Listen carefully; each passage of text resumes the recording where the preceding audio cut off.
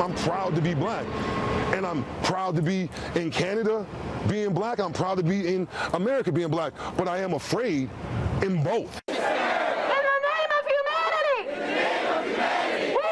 As the United States and communities around the world continue to stand up against racism following the unjust death of George Floyd at the hands of law enforcement, one former NFL player currently living in Winnipeg says patting yourself on the back as a Canadian for being a little less racist isn't something to cheer about.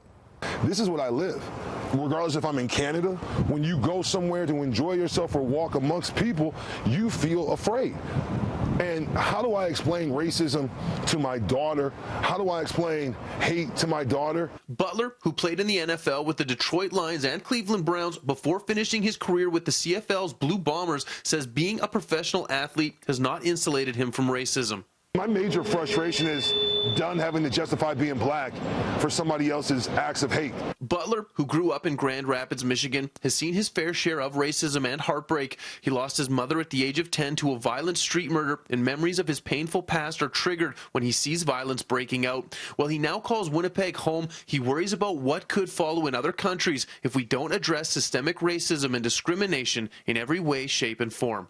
So it has to be said, and it has to be said just like this. How bad do you want to make a change? You talk about it, but let's write it down. Let's put some money behind it, and let's really see this thing grow. Because we see how big hate is. Kelly Butler recently became a father. He says conversations with your little girl about how the world is different for black kids than white kids because of the color of their skin isn't a discussion that should have to take place in 2020. But it does. That's the frustration. Then as a dad, I ask myself, what do I tell my daughter? Be afraid of being who you are because the color of your skin? Butler now works with Indigenous children in Winnipeg and wants to have frank discussions with those standing as allies with people of color who don't face discrimination on a daily basis.